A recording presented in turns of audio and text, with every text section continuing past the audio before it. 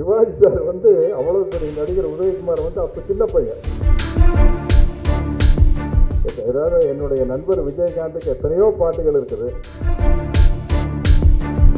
விஜயகாந்தை பொறுத்த வரைக்கும் வானத்தை போல மனம் பிடிச்ச மன்னவங்க. ரவி சட்டையை கட்டினா 6 பேக்ஸ் வச்சிருக்காரு. ராஜீவ் பிள்ளை சட்டையை கட்டினா 8 பேக்ஸ் வச்சிருக்காரு அவரு. இங்க ஒரே சிங்கிள் பேக்ஸ் தான். எப்படி வேணாலும் ஒரு நடிகரை காட்டிடலாம். போனா இதுதாங்க கட்டப்பான்னு நம்மகிட்டே காட்டுவாங்க.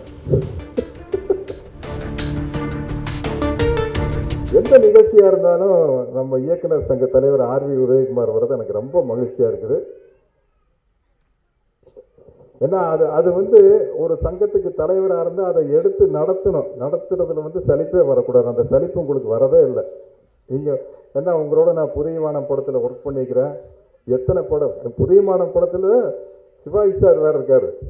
சிவாஜி சார் வந்து அவ்வளோ பெரிய நடிகர் உதயகுமார் வந்து அப்போ சின்ன பையன் இல்லையா. 30 வருஷத்துக்கு மேலே ஆச்சா புரியவானம் வந்து. ஒவ்வொரு தடவையும் வந்து சிவாஜி சார் கேட்பார், கரெக்டாக நடிச்சேனாப்பா அப்படி.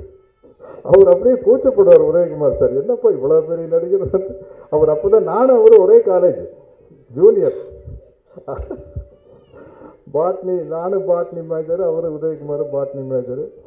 அந்த மாதிரி நடந்த விஷயங்கள். ஏதாவது என்னுடைய நண்பர் விஜயகாந்துக்கு எத்தனையோ பாட்டுகள் இருக்குது. ஆனால் வந்து ஒரு அருமையான பாட்டு எழுதுனது வந்து உதயகுமார் தான். சின்ன கவுண்டர் படத்தில் வானத்தை போல மனம் படைச்ச மன்னவனேனா, எங்கே போனாலும் அவர் நினைவாக ஒரு நிகழ்ச்சி நடத்தினோம்னா விஜயகாந்தை பொறுத்த வரைக்கும் வானத்தை போல மனம் பிடிச்ச மன்னவனே தான். அதுக்கு உங்களுக்கு நான் என்னுடைய நன்றியை தெரிவிச்சுக்கிறேன்.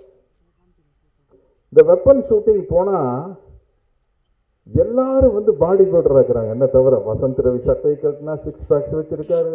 ராஜீவ் பிள்ளை சட்டையை கட்டினா 8 பேக்ஸ் வச்சிருக்காரு அவரு. அது இங்கே ஒரே சிங்கிள் பேக்ஸ் தான். அவ்வளோ ஹார்டாக ஒர்க் பண்ணுறாங்க.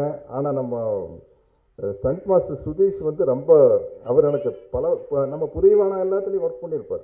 எல்லாம் அப்போ வந்து விக்ரம் தர்மா, சூப்பர் சுப்பராய மாஸ்டர்கிட்ட எல்லா படத்துலையும் அவர் சுதீஷ் ஒர்க் பண்ணுவார். அந்த எக்ஸ்பீரியன்ஸ் அதனால் வந்து எங்களையெல்லாம் ரொம்ப கஷ்டப்படுத்தின மாஸ்டருக்கு. சூப்பர் சுப்பராயன்கிட்ட எல்லாம் ஒர்க் பண்ணிட்டோம்னு வச்சுக்கங்களேன், எங்கே வேணாலும் போய் சண்டை போட்டுடலாம், அப்படிப்பட்ட மாஸ்டர். ஆனால் இன்றைக்கி சுதீஷ் வந்து எங்களை கஷ்டப்படுத்தாமல் நம்மளுடைய வயசையும் சைஸையும் மனசில் வச்சுக்கிட்டு அதுக்கு தகுந்த மாதிரி நோகாமல் நோம்பி கும்பிட்ற மாதிரி ஒரு படம் பண்ணியிருக்காரு. ஆனால் இந்த படம் பாருங்கள், விஷுவலாக பார்க்கல அவ்வளோ பிரமாதமாக இருக்குது. ஏன்னா இனிமேல் எதிர்காலத்தில் சினிமா வந்து இப்படி பெருசாக போயிட்டுருக்கோம். நான் எப்படி வேணாலும் ஒரு நடிகரை காட்டிடலாம். இப்போ பாகுபலியில் நடிக்கையிலேயே நான் இதே வெயிட்டு தான். ஆனால் இந்த கட்டப்பால் அப்படி இருந்தது காரணம் இங்கே பேடு கீடெல்லாம் வச்சு நம்மளை அப்படி ஆக்கிட்டாங்க. கட்டப்பா இன்னும் மசல் எல்லாம் அதிகமாகி போச்சு. அதில் நம்ம ஆர்னால்ட் ஷ்வார்ஸ்நெகர் சில்வஸ்டர் ஸ்டார் லெவலுக்கு இருக்கிறாப்புல. அப்படி இது கூட இந்த படம் கூட இந்த மாதிரி படங்கள் ஜெயிச்சிருச்சுன்னா எதிர்காலத்தில் வந்து இந்த ஸ்பைடர் மேன் மாதிரி, சூப்பர் மேன் மாதிரி, என்ன ஹல்க், இது மாதிரியில் ஒரு ஃப்ரான்ச்சைஸ் ஆயிரும். அந்த ஃப்ரான்ச்சைஸ் ஆயிருன்னா காலம் பூரா அது இருந்துக்கிட்டே இருக்கும். அந்த காலத்தில் ஒரு சைனீஸ் படம் வந்தது. அந்த சைனாவில் ஒரு மன்னருடைய குழந்தை வந்து அவங்க இளவரசனாக இருக்கையில் அந்த மன்னர் ஆட்சியெல்லாம் போய் அங்கே பொது உடைமை சமுதாயம் வந்ததுக்கப்புறம் இவங்க எங்கேயோ போய் எல்லாம் வந்ததுக்கப்புறம் அங்கே டூரிஸ்ட்டாக கூப்பிட்டு போய் அந்த அரண்மனை காட்டுவாங்க.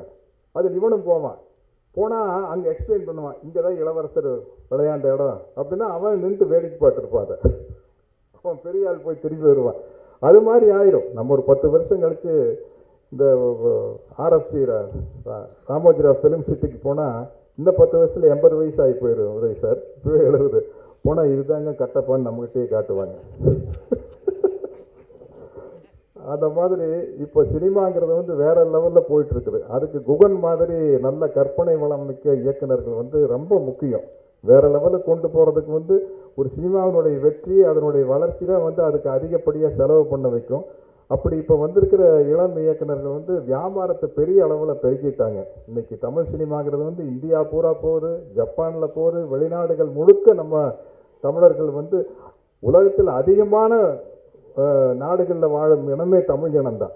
இன்றைக்கி இவ்வளோ பெரிய கலெக்ஷன் தமிழ் படத்துக்கு வர்றதுக்கு காரணம் வந்து உலகம் முழுக்கிற எல்லா நாட்டிலையும் பரவி இருக்கிற தமிழர்கள் தான். அவங்க வந்து பலவிதமான மீடியாவில் தமிழ் சினிமாவை பார்த்துடுறாங்க. அதனுடைய வருமானம் அவ்வளோ நல்லா இருக்குது. தமிழ் சினிமா கரெக்டான ஆக்ஷன் ஃபிலிம் நீங்கள் டப் பண்ணி விட்டீங்கன்னா மன்சூர் சார், இப்போ இந்த படம்லாம் பீகார் மாதிரி இடத்துலையெல்லாம் ரொம்ப பிரமாதமாக போயிட்டுருக்கு தமிழ் ஆக்ஷன் ஃபிலிம்ஸ். இங்கே சரியாக ஓடாத படம் கூட அங்கே பிரமாதமாக ஓடிட்டு இருக்குது. ஏன்னா அவங்க நம்ம தென்னிந்திய மசாலா படத்தை வந்து ரொம்ப விரும்பி பார்க்குறாங்க. அது ஒரு தனி பிஸ்னஸாக அங்கே இருக்குது. எனக்கு இந்த படத்தில் 2 ஹீரோன்னு நான் நினைக்கிறது வந்து ப்ரொடியூசர் மன்சூர் சாரும் டைரக்டர் குகனும் தான். அப்புறம் அதே மாதிரி உண்மையாக தான் சில படம் வந்து சில படம் நடிகர்களை வச்சு ஜெயிக்கும், சில படங்கள் வந்து கதை வசனத்தை வச்சு ஜெயிக்கும். உதாரணத்துக்கு எடுத்தால் அந்த கால KS Gopalakrishnan sir, V Sekhar sir படம்லாம் வந்து கதை வசனம் இதை வச்சு ஜெயிச்சிருவாங்க. ஆனால் இன்னைக்கு இந்த படம் வந்து இது டெக்னிக்கலை ஜெயிக்குன்னா இந்த படத்தினுடைய ஆர்ட் டைரக்டர், சிஜி ஒர்க் பண்ணவர், அந்த ஏஐ ஒர்க் பண்ணவர், இந்த படம் எப்படி வரும்னு எப்படி வந்திருக்குன்னு எனக்கே வந்து படம் பார்த்ததுக்கப்புறம் தான் கண்டுபிடிக்க முடியும். செய்திகளை உடனுக்குடனும் துல்லியமாகவும் தெரிந்து கொள்ள சப்ஸ்கிரைப் பண்ணுங்க.